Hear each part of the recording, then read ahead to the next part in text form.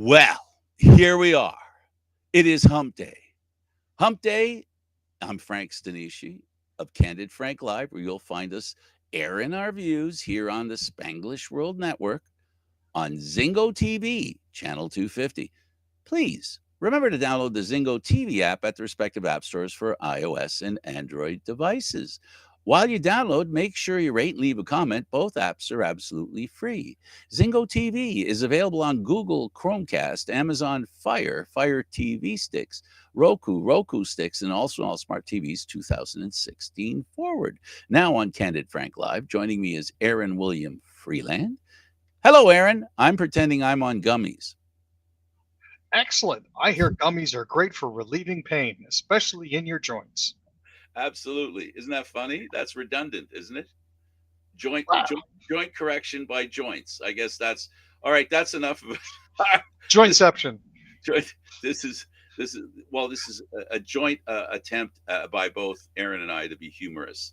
Aaron came across funnier than I did, so we'll give you this one. This one goes to Aaron.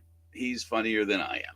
All right. Let's talk about the Canadian Football League, Aaron. And why don't we start with the Lions? And they've signed a fella named Jackson Taylor. What's he all about? Well, Jackson attended the rookie minicamp with the Kansas City Chiefs earlier this year. He's a native of Pennsylvania, which means he's an American, which is awesome. He suited up in 34 games at Westchester from 2019 to 2022 and registered 262 tackles, 11 sacks, and 3 interceptions. He earned a nomination for the Cliff Harris Award given annually to the top small college defensive player. He played a season in Delaware where he led the Fighting Blue Hens with 116 defensive tackles while adding 13 tackles for loss and 3.5 sacks. So, at 6'1", 240 pounds, he's going to be a noticeable presence on their line. The Ticats part ways with special teams coordinator Paul Boudreau. For many years, they had the same guy. I wonder if he'll be coming back. I think he went to BC. I don't think he can come back. The Ticats are in panic mode.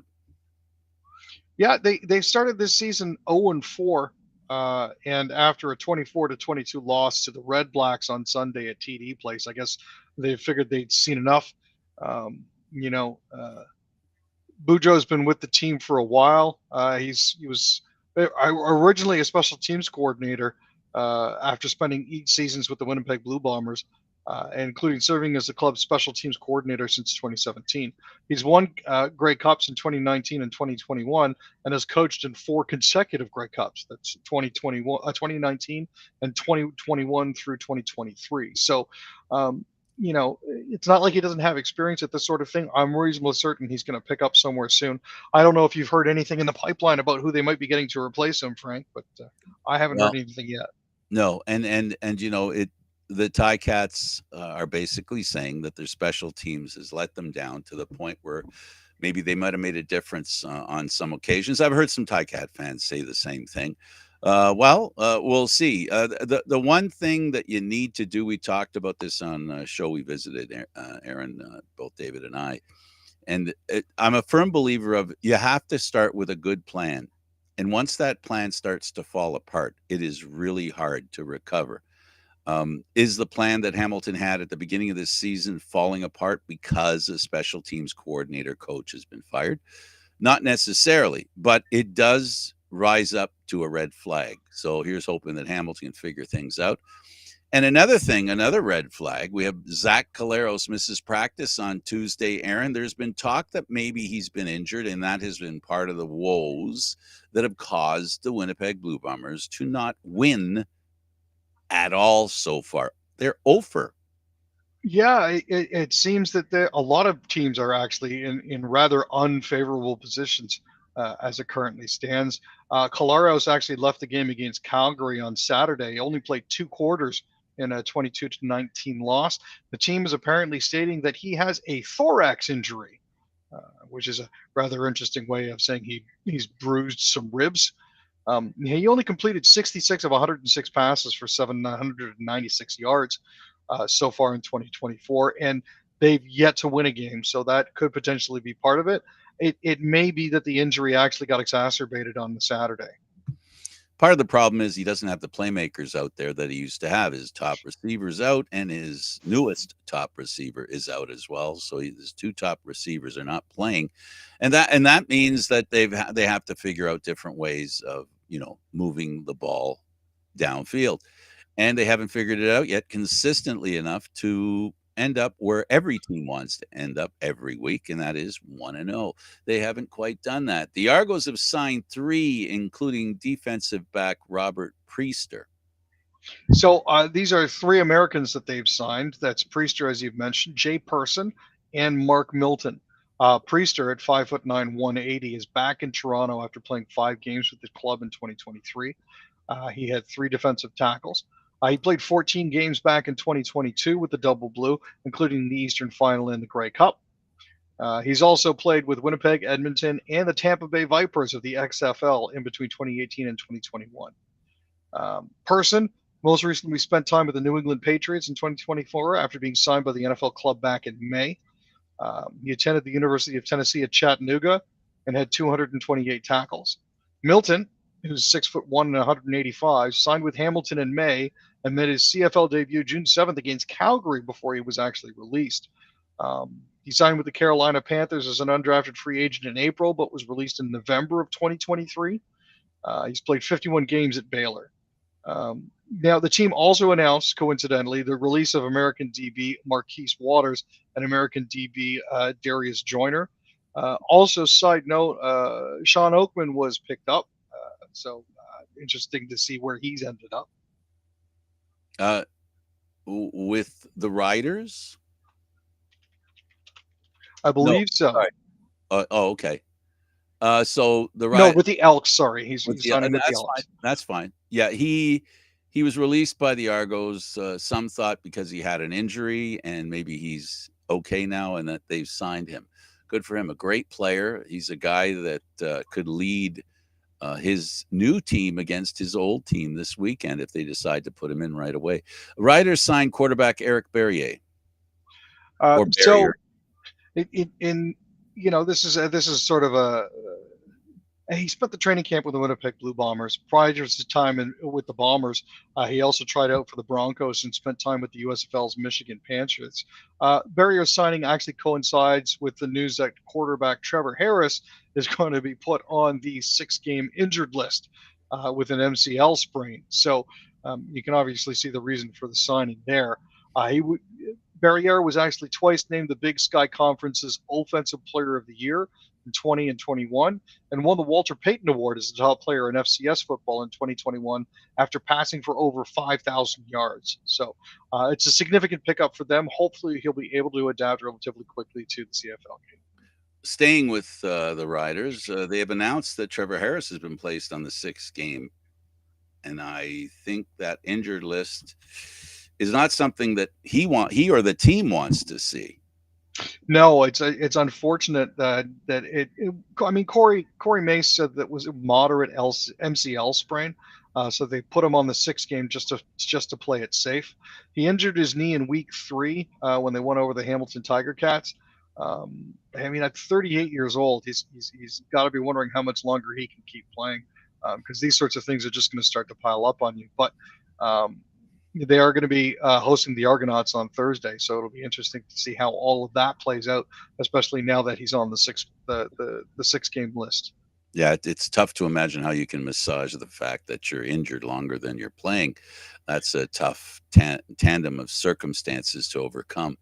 Let's go to the games and what happened. One of the reasons why the Ticats fired their special teams coach. They lost 24-22 to the Red Blacks, who in their kicking game really played really well, and not playing as well special teams were the Ticats on the losing end. Yeah, I mean, when you have a team come out like Ottawa did and be as successful at kicking as they were, there was some hope until there wasn't any. And, at the end of the day, it was 24-22 Red Blacks. And that's, the defense has got to get it done.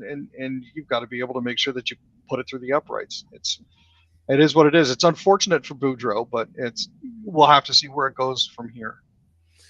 Then you got the Stamps beating the Bombers, pushing them to 0-4. I'm referring to the Bombers. The Stamps were the team that many thought would be the better candidate for 0-4, and it turns out that it's the Bombers there. And what about this game? What happened here?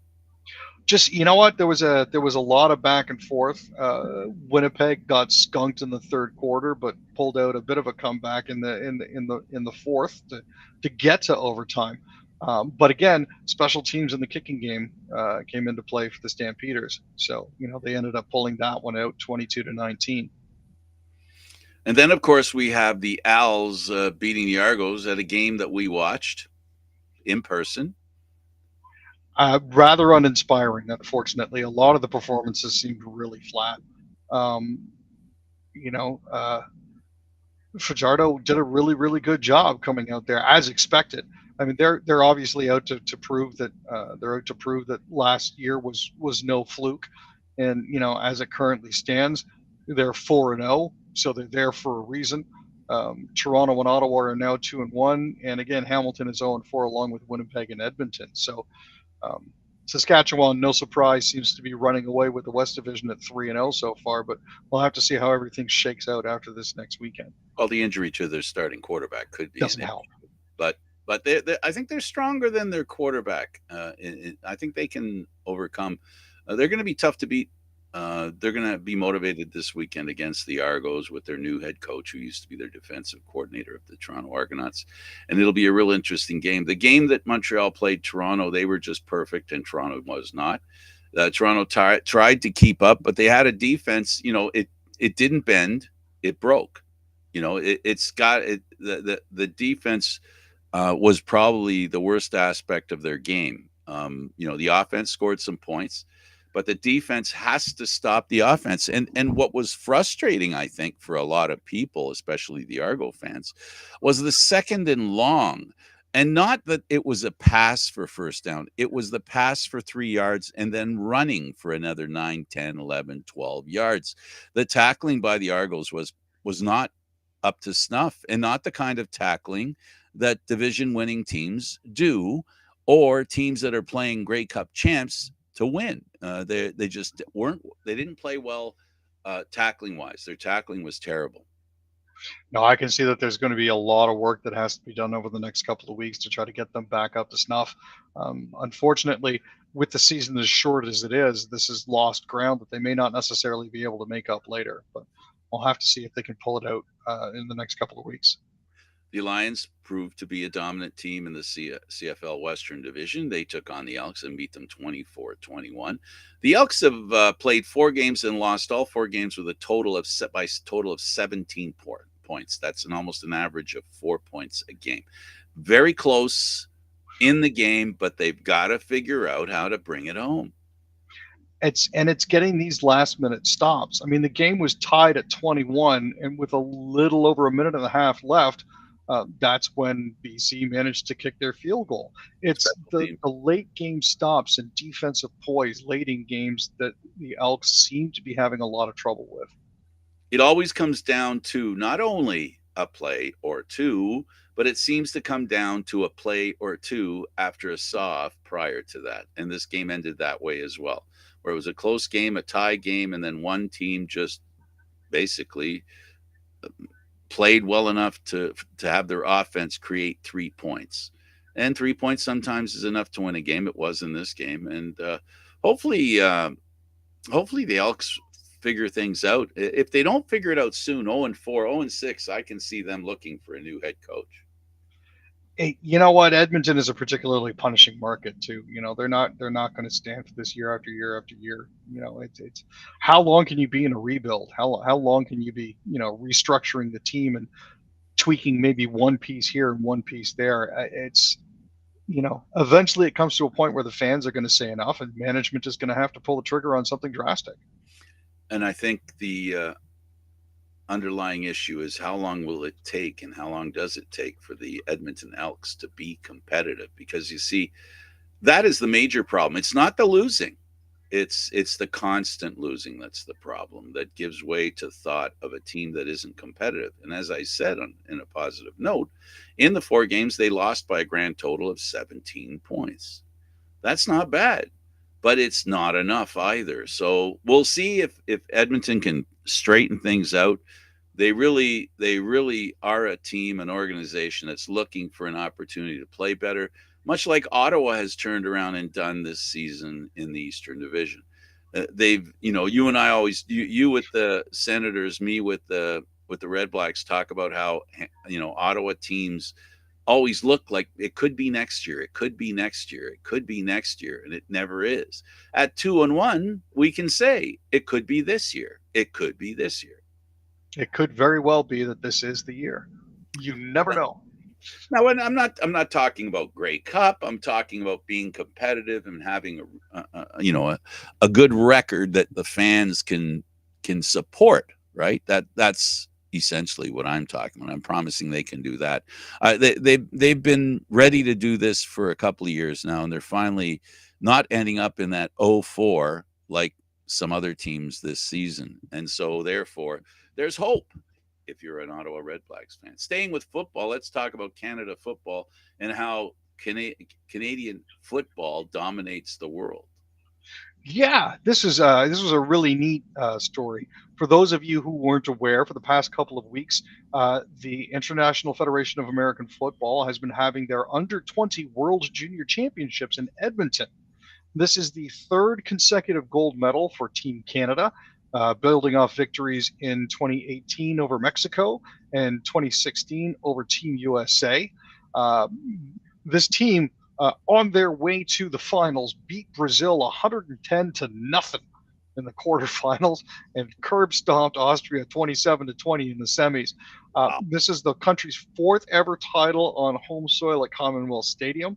With a 20-9 win. This is again the third consecutive gold medal. They didn't play in 2020 because it happened just after the pandemic, or 2022. So we were looking at this is, like I said, third in a row here. Team Austria beat Team USA 35-25 at their own sport in the bronze medal game and knocked the Americans off the podium for the first time ever. Canada actually had two teams entered in the tournament. Several nations were forced to drop out due to financial and logistical reasons, but Team Canada 2 finished in fifth place with a 45-7 victory over Team Australia, and Panama defeated Brazil 50-14 in the seventh place game. So lots of good stuff going on there.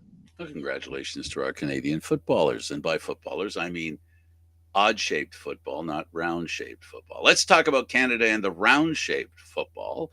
Playing in Copa America, Canada was in the group of no problem. I say that now in post event.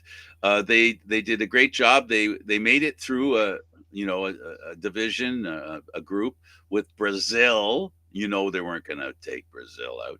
Chile was a team that they needed to be concerned about. Peru, there were even odds to beat Peru. But the game against Chile proved to be the difference, Aaron. And our Canadian boys, in the game against Peru, they won. But, man, they didn't look good, but they won. And, after that happened, I said to myself, they played terrible and won. And that's a really good building block for a team because, good teams beat the teams they're supposed to. Great teams beat the teams they're not supposed to. And ones that aren't great yet, I should say, in developing their greatness. So they beat Chile, a team that really was earmarked to make it through the group, and they did not. And now, Aaron, they're up against Venezuela, and our producer Eduardo Harari, the poor guy, he's so I don't know, he can't. He's originally from Venezuela, and he's a proud Canadian. He ran for government in this country, does a lot of stuff as a proud Canadian. And he said he's going to be confused when he watches this game. Well, let's be honest, Canada didn't really start well.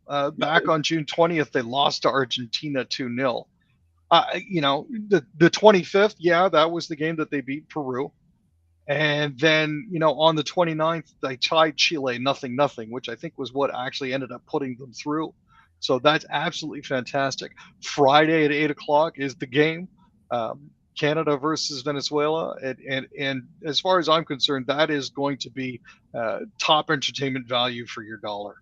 Um, I'm going to see if I can track down a pub that's going to be playing that. Get together a few friends. The match itself is actually at Inter and Co Stadium in Orlando, Florida. So it is, Like it home is to the local Canadian, time. and it's Yeah, like to the Canadian team. They played most of their games there. exactly. So this is a great opportunity for. Apologies, Canada's game is actually at AT&T Stadium in Arlington, Texas, which Oh, is okay. close enough to home. Okay, We that one can. they haven't played at very much, but still, that's going to be a lot of drier heat, which will be a bit of an advantage for Venezuela. It'll be a temperature they'll be more accustomed to, and a condition. But here's what I got to say about the Canadian team. I'm proud of what they've done so far. They made it to the World Cup. They slipped and stubbed their toe at the Olympics.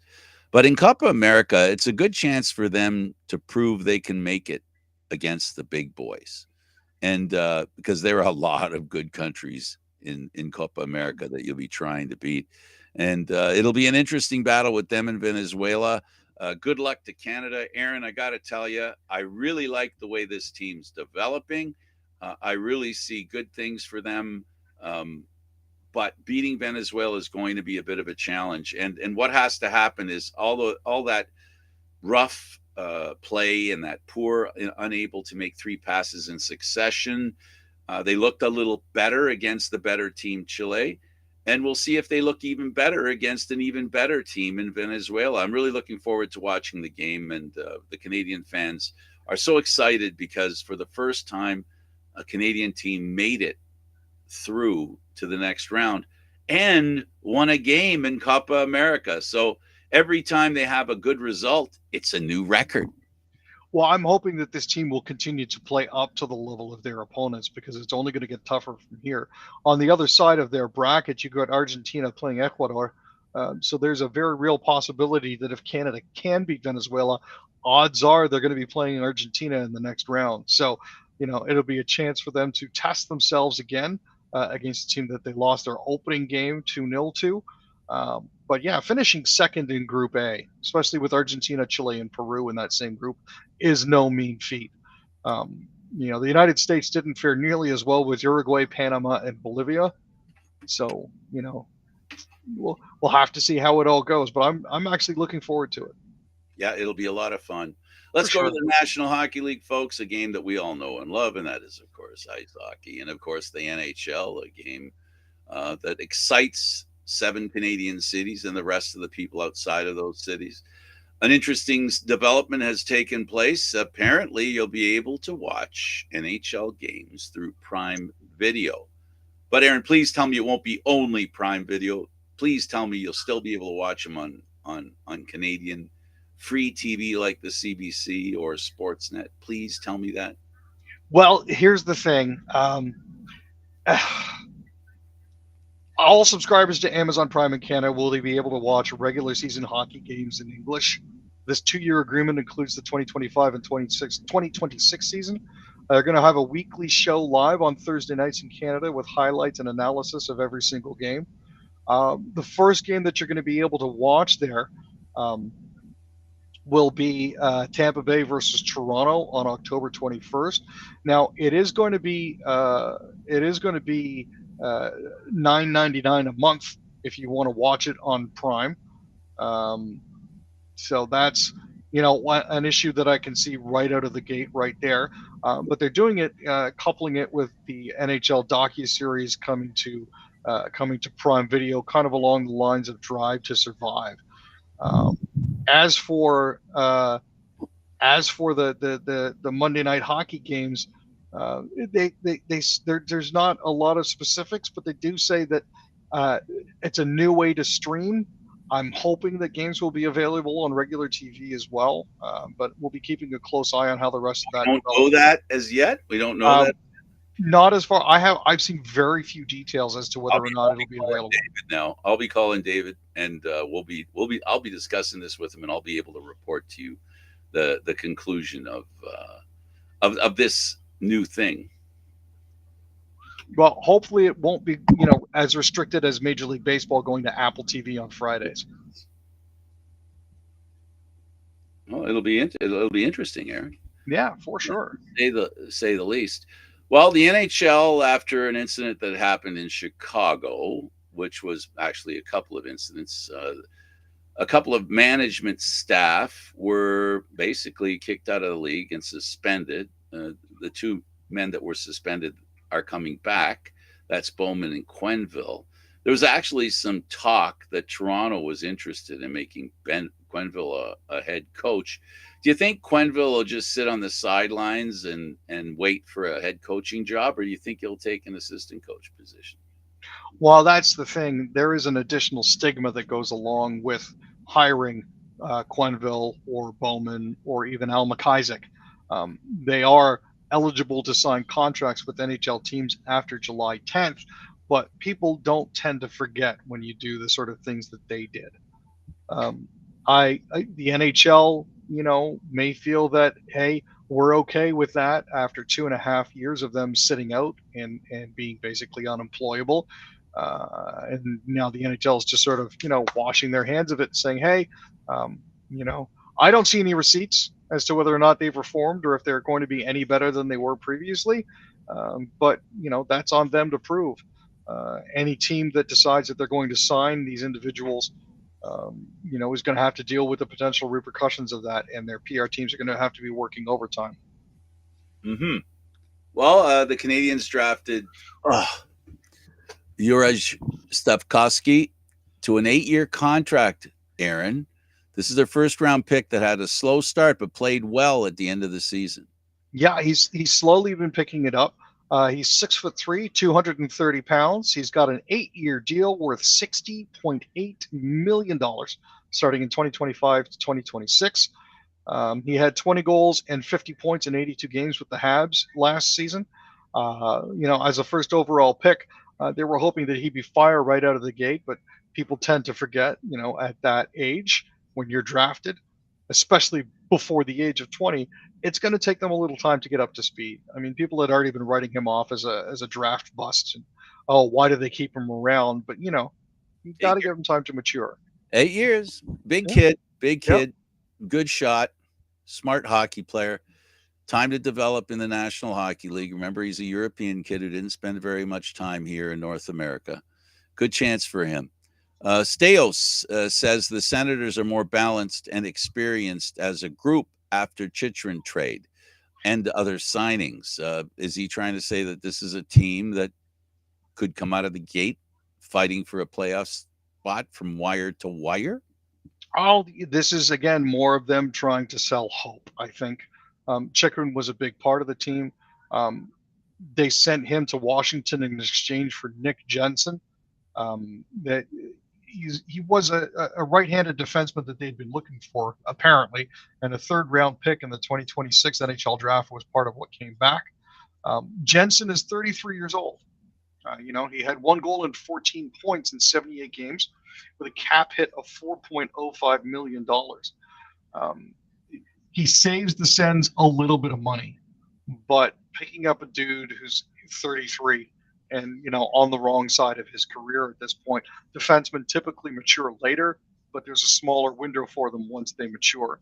I'm not sure if that's the best move. Steos has to say that he's confident. I mean, obviously, right? This is something that they have to follow through on now and make good on, especially in light of other signings that they've made.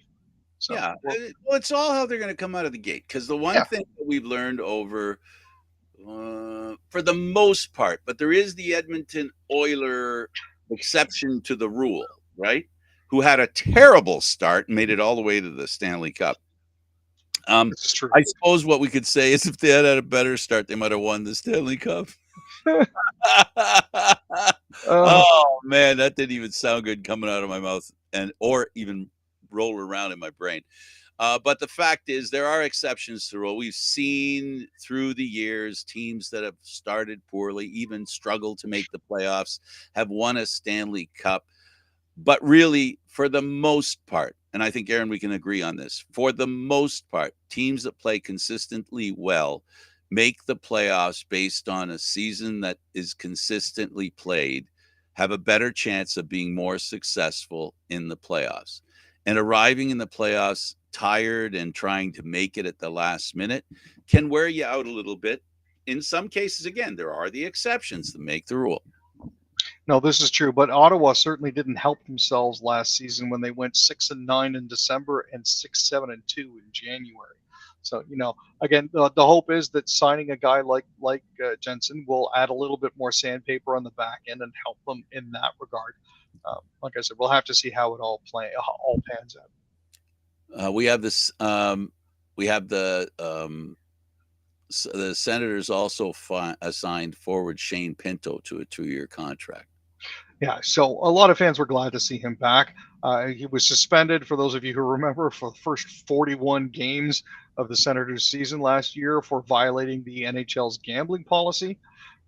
He has 30 goals and 40 assists in 140 career games with Ottawa.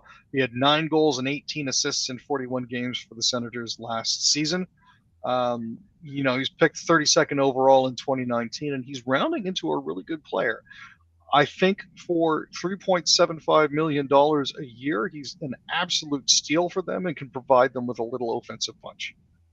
And the Florida Panthers, it is said that they signed for depth at defenseman, veteran Nate Schmidt, who's a responsible defenseman, something that the Stanley Cup champ needs to win.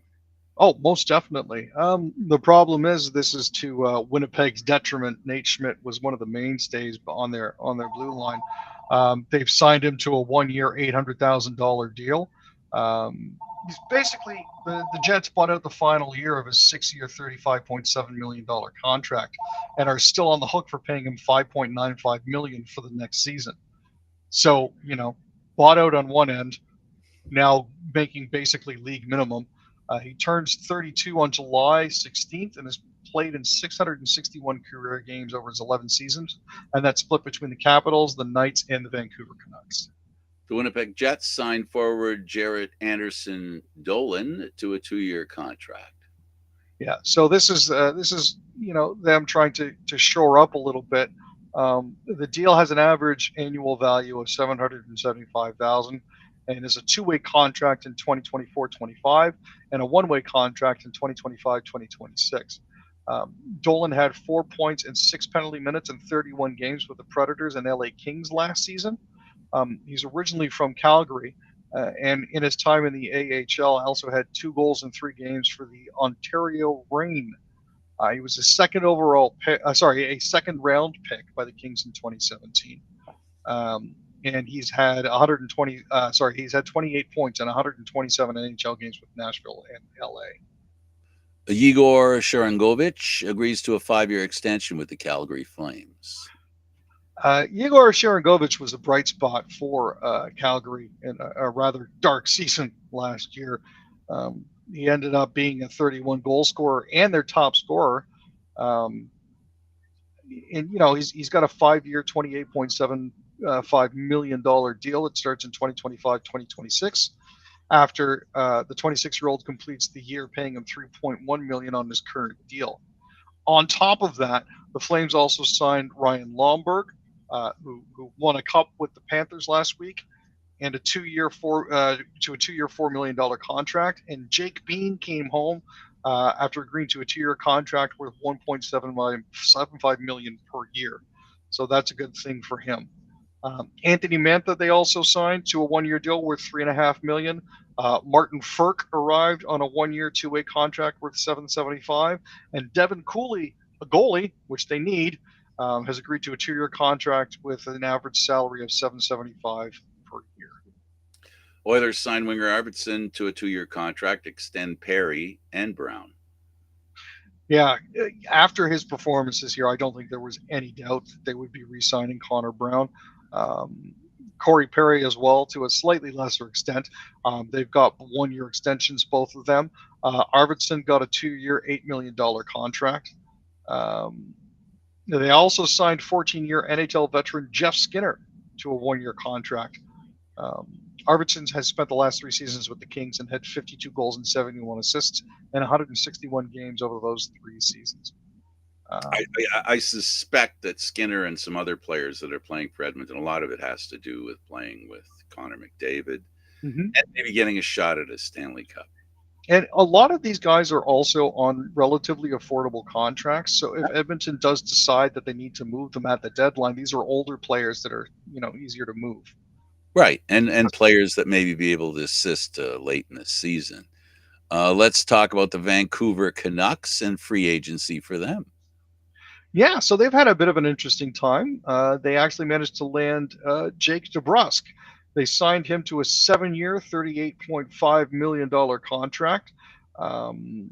This is, DeBrusk had 40 points in 80 games for the Bruins last season, and then chipped in another 5 goals and 6 helpers in 13 playoff games. He'd been with the Bruins since 2015. And so far has 138 goals and 128 assists over 465 regular season games. He's going to be joined by Danton Heinen and Derek Forbort, who both signed with the Canucks also on Monday. Heinen got a 2-year, $4.5 million deal, and Forbort inked a 1-year, $1.5 million contract. Going the other way, Boston has actually signed Nikita Zadorov to a 6-year, $30 million deal, and Elias Lindholm to a 7-year, $54.25 million contract. So 5 players going back and forth on the first day of silly season, as it were. Little more than $7 million a year for the defenseman Boston signed. That's a good. They think a lot of him. Yep. But he had his moments in the playoffs. Let's go to the Maple Leafs, and they signed Mermis, Myers, Pare to 1-year contracts. Tell us about these players. So these are all 1-year contracts worth $775K. Pare's deal is a 2-way contract. Mermis actually played in 47 games with the Minnesota Wild last season. Myers, who's from Moncton, New Brunswick, played with the Tampa Bay Lightning. He also had 23 points in 61 games with the Syracuse Crunch. And Pare is from Levis. He had 35 points in 61 games with the Colorado Eagles. Most of these players are going to be depth, most likely playing on the Marlies for the most part, serving where they need to. But we'll have to see where all of that goes. All of these guys, their contracts are variable if they need to. The Leafs signed Tanev to a 6-year, $27 million contract. They had OEL as part of the Blue Line boost. Yeah, they were very, very active. Not only did they sign Chris Tanev to a 6-year, $27 million deal, but they also managed to land Oliver Ekman-Larsson to a 4-year deal worth $14 million, and Yanni Hakanpää to a 2-year, $3 million agreement. Tanev had 2 goals and 19 points with the Calgary Flames and Dallas Stars last year. They got his rights actually on Saturday for Ben Ellis's contract, which expires this year, or has expired already, and a 2026 7th-round pick. The other interesting part about this is Hakanpää. He had 2 goals and 12 points in 64 games with Dallas last season, but hasn't played since March. And from the reports that I'm seeing coming out of Dallas was that he injured his from his previous team. He injured his knee and may not necessarily play again. So that's a bit of a concern. LTIR, anyone? Yeah. Well, at $1.5 million, he's $150,000 over the variable limit with the Marlies. So it very well could be that he might be LTIR. The other good news for the Maple Leafs is that Joseph Woll has been re-signed for a 3-year, $10.98 million deal that begins in 2025-2026. Not only that, Matt Murray is coming back. He's been extended, and Anthony Stolarz that we've picked up as well. So that looks like our goaltending trio right there. Yeah, it should be an interesting trio to say the least. Let's move over to the news. And for the first time, well, not the first time, but the only other time that Trudeau missed the Stampede was in the COVID year, in the COVID years. And he won't be there again this year. He's attending the NATO summit in Washington, D.C. So, Aaron, how does that impact on the Stampede or on the NATO summit? Well, this obviously gives the conservatives something to beat their drums about because, oh, the liberals don't care about Calgary. If he did, he'd show up. Yada yada yada. It's more hand waving and political foo-for-ah as far as I'm concerned. The prime minister's primary duty is to lead the country and represent Canada, not only at home but also abroad. And NATO, especially with what's been going on in Ukraine recently and the bringing in of new members, is kind of important. So. Court hears accused in Coots blockade thought protest could lead to war. Yeah, this trial has just been getting weirder and weirder and weirder. One of the two men accused of conspiring to kill Mounties at the border blockade in Coots, Alberta, um, characterized the protest as a last stand and actually told his mother there will be a war if police moved in. One of the text messages that he sent to his mother was, "Mom, I am fine. If they start the violence, I'm just telling you that there will be war and casualties of war. The sooner you wake up to what's happening, the sooner you'll understand why I have to do what I have to do." Court heard Carbert was determined to see the protest through, and there was no going back. He said, "Mom, I won't be home until laws are passed and the government is toppled." Okay. So it's, you know, let's let's update the wildfire season, Aaron.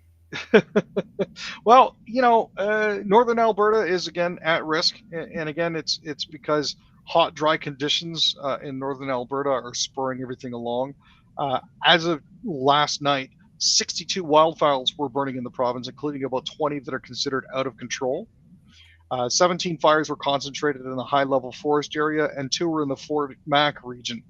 Um, Melissa Story, a wildfire information officer with the Alberta Wildfire, said thunderstorms have sparked some of the fires in northern Alberta.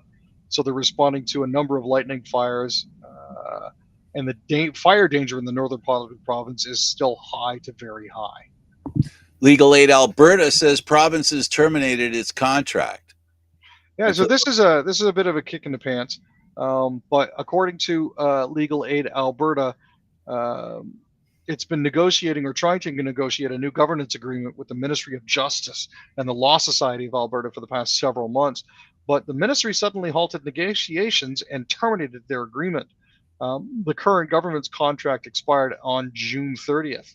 Now, the Legal Aid Alberta is saying that the agreement is necessary to deliver its services to Albertans, and without it, the society will no longer be able to issue certificates past July 9th. The Office of the Minister of Justice did not directly address LAA's claims that it had halted negotiations, but instead said it would continue to work with LAA to ensure it's properly resourced going forward. Stationary stormy pattern on the prairies means daily severe weather risk. So there's a stagnant stormy pattern that's sort of floating over Manitoba and Saskatchewan right now. This is a low pressure system that brought storms to the prairies on Monday and Tuesday and is continuing to track very slowly eastward. And it's dragging along the risk for severe storms in northwestern Ontario.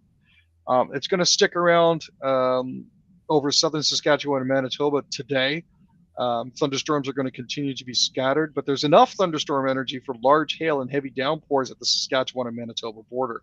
So if you do hear warnings that hail is coming, please get indoors, take care of yourself. Court orders protesters to take down U of T encampment. So the U of T, according to some, has suffered irreparable harm from a pro-Palestinian protest encampment that seized control of part of its downtown campus. The injunction, which was issued by an Ontario judge on Tuesday, said that all the tents and structures have to be taken down by 6 o'clock today. And it bars individuals who are participating there from impeding access to university property, putting up new tents or structures, or using the site without permission between the hours of 11 p.m. and 7 a.m. It also gives police the authority to arrest and remove anyone who knows about the order and contravenes it. Justice Marcus Conan said that while there is no evidence the encampment participants have been violent or anti-Semitic, the demonstration has taken away the university's ability to control what happens on King's College Circle. Case law in this particular case is clear that this amounts to irreparable harm, according to Justice Marcus Conan. Um, in our society, we've decided that the owners of property generally get to decide what happens there. The protesters can take that power for themselves by seizing front campus. There's nothing to stop a stronger group from coming and taking the space over for current protesters. That leads to chaos. So, Toronto police have indicated that they are willing to take action. However, they have not decided what form that action will take, just that they are preparing a response, which sounds kind of ominous. Well, it sounds like they're taking very careful steps in what they do. But we've learned before that sometimes police groups put themselves in a position, as we found legally speaking, where um, inactivity by police can lead to bad things. It's what happened in Ottawa, if we all remember. Yeah. The police force there refused to work with the federal government, and then the federal government did what they did. Let's talk about a midweek thunderstorm, heavy rain, risk bubbles in Ontario. So summer heat will be on vacation for a little while longer in Ontario, despite it being July. Luckily, that also means there isn't much energy available in the atmosphere for storms to tap into. But folks in southern and northeastern Ontario could hear some rumbles of thunder this afternoon and evening as a cold front sweeps through the province, triggering some thunderstorm development. Um, they are expected, for the most part, to be non severe, so that's fine. However, it can't be ruled out that if a severe storm warning or two may pop up. Environment and Climate Change Canada issues severe warnings when a storm meets at least one of the following criteria: wind gusts of more than 90 kilometers an hour, hailstones of 2 centimeters, that's nickel sized or greater, or rainfall that equates to about 50 millimeters an hour or greater. So that's just something to keep an eye out for if you're outside. Thursday is expected to stay mostly dry, giving everyone a little respite before a low pressure system tracks into the province on Friday, starting a pattern of unsettled weather heading into the week. Yeah, calls grow for Biden to drop out as Trump uses immunity ruling as leverage. Um, Interesting circumstance in the United States taking place where, as it turns out, um, there are people who are above the law, and the Supreme Court has decided one of them should be the president of the United States. Yeah, and this is what happens when you allow someone to tilt the court, essentially, as it were. Um, I'm all for equal representation. I'm all for balance and justice when this sort of thing. But when you sort of stack the court in your favor, you're going to get rulings like this. Biden arguably did not have a good first presidential debate. That's fine. Dude was battling a cold. It's one night. It happens. But all the mass media are squawking and flapping their hands about the fact that he's got to resign for the good of the country and everything like that. But, you know, the problem here is that the Supreme Court ruling has granted him partial immunity from prosecution. So Trump's been trying to leverage that to work to his advantage, and it's not helping the situation south of the border. The problem with Biden and his performance in this first debate, the next one that's scheduled is in September, perilously close to the election. And essentially, what Democrats will be doing, and supporters of the Democratic Party or supporters of Joe Biden, they're going to be, it's going to be all in at the end. It's going to be hit or miss. I don't know, Aaron. I personally think after what happened in that debate, the debate that the Democrats wanted, that the Biden people wanted, the debate that they wanted to establish that he's ready and able to run the country. And now was supposed to be the time when he had less pressure on him than he would in September or any other time when usually these debates take place. It was set up for him to succeed and Trump to fail. Now, I'm not saying Trump succeeded because the guy told, I think they said 19 lies. 19 of the statements he made were one fact checked were lies. But what we're dealing with here is the appearance of the ability to run the country.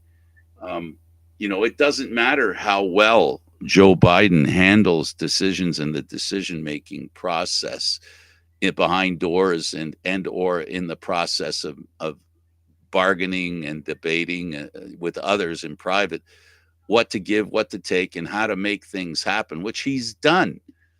Unfortunately, the political world doesn't really care about what good a politician does. It's perception, perception, perception. And Joseph Biden left a perception that he is a doddering old man, unable to string together a couple of sentences at the most important time in his campaign. Um, do I think he should be gone? Well, I don't think he should have run in the first place. I appreciate what he's done. I appreciate what he's done. But the fact is, Aaron, a lot of young people who are going to be voting, who are usually Democratic voters, see his weakness as a reason not to vote for him, even though his weakness is his age and his ability to speak or walk like a younger person. But they're ignoring the fact that you've got a criminal running against them, a guy who repeatedly lies, and people don't care, Aaron. That's the scary part of the thing. Everything about what's going on now, everything's in flux because anything can happen from Biden leaving, his vice president taking over, to a complete clean slate of president and vice president candidates provided by the Democrats. Aaron, this is going to be an insane couple of months, and Biden has to make a decision, and it can't be made by just Biden and his tight circle. It has to be made by the Democratic Party. There has to be, the voters have to have something to say about it. Yeah, the problem that we run into here is Donald Trump employed a rhetorical trick known as the Gish Gallop during the debate. That's where you tell so many lies in such quick succession that it's not possible for your opponent to answer or refute all of them. And unfortunately, in the era of sound bites that we live in, this is what people are taking away from it. They're ignoring all of the accomplishments of the Biden administration, and they're keying on sound bites provided by the Republicans. And never mind the fact that there's still over 3,500 pending lawsuits against Donald Trump, or that he's been found guilty on 34 different felony charges, or that his name appears on Jeffrey Epstein's flight list, as well as communications with him. They don't care. All they see is the fact that President Biden was a little bit slower in his responses and wasn't necessarily as coherent as everybody would have preferred that he be, as compared to the absolute words I can't say here coming at him from the other side of the stage. And there are so many Americans who are willing to take a pass on Joe Biden because he's old and vote for convicted felon. It absolutely boggles the mind. Keep in mind as well, Aaron, that the tax breaks that Trump gave to billionaires back when he was president sunset next year. In other words, in the next administration. What people think, I'm beginning to think, and this is what I'll say to those of you who have an open mind to hear something different, maybe. Really, the people who are promoting promoting Trump are the people who want to maintain that tax break and want to refresh it.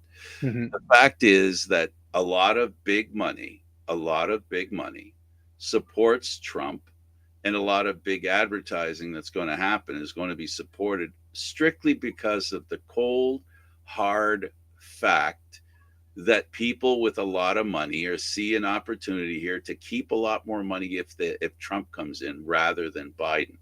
Biden's talking about giving the ordinary folks a break by taxing the rich. The rich have are a lot more powerful than people realize. That's what we learned from the Supreme Court.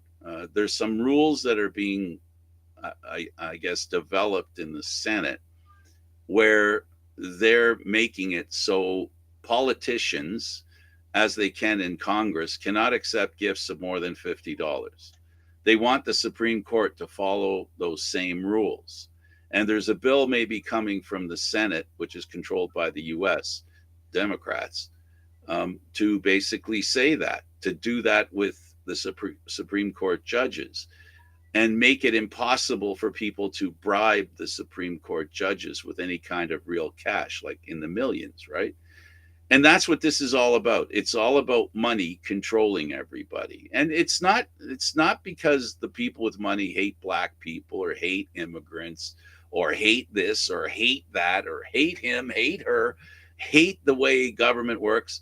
It's a simple, cold, hard fact. This guy says we're going to pay less taxes. I think we like him, regardless of what he is. The conscience doesn't matter. They may be, they may be enamored a little bit with the environment. They may be enamored a little bit with free and fair elections. They may be enamored a little bit with democracy. But what they really care about, Aaron, is their money and keeping as much of it as possible. So the fight for people who want fair wages, for people who want fair health care, fair all this stuff, it's a real dogfight that they're in. A real dogfight. And we have the same thing here to a degree. I'm just amazed at how easily people are convinced to vote against their own best interests, and it truly really puzzles me because know. we pride ourselves on being intelligent. But they don't You know, know their best interests. The phrase that comes to mind to me all the time is divide and conquer. And divisiveness is what being black or white creates, right? Instead of us saying we're all equal and we're all the same and we're working together to be the same, somebody says, hey, look, you see how the black people are making advances and they're taking your jobs? See the white people are treating you like crap? Well, that stuff rolls, especially with the help of the internet.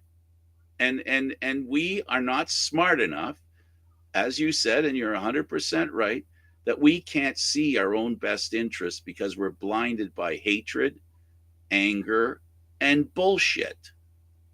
End of story. there you have it, folks.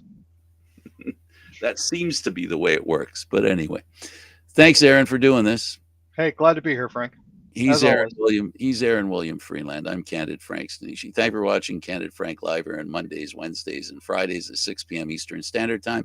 This show can also be heard on the Spanglish World Radio Network. For Candid Frank Live, other news, entertainment, and sports programming we offer, please check out SpanglishWorld.ca. Spanglish World. Watch it, hear it, read it, download it, and live it. Thanks for watching, everybody. Ciao for now.